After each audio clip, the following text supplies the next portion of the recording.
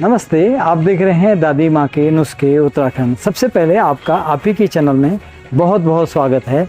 आज हम बात करने वाले हैं आए दिन जो हमें खांसी होती है और खांसी इतनी ज़ोर से होती है कि रुकने का नाम नहीं लेती है। और खांसी यदि रात के समय में हो रही हो तब बात ही कुछ और होती है, काफ़ी कष्ट हो जाता है।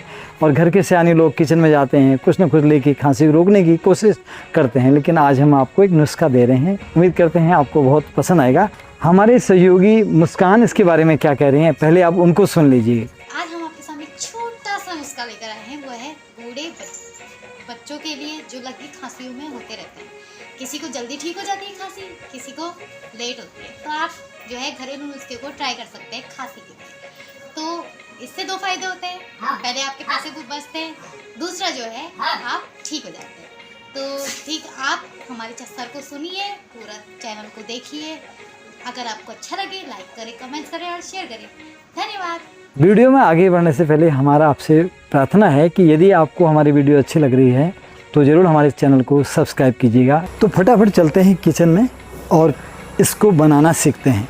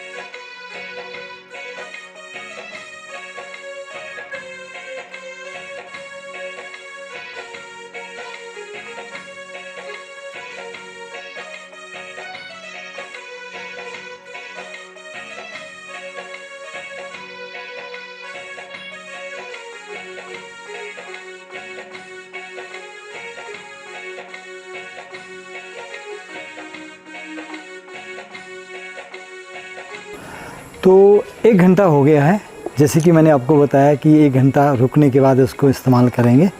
वैसे आप तुरंत भी खा सकते हैं और आराम से इसको मुंह में रखें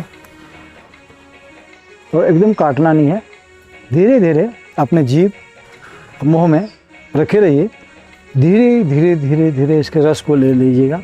मैं उम्मीद के साथ कह सकता हूँ जोर जोर की जो खांसी है वो बंद हो जाएगी और आपको बहुत आराम लगेगा।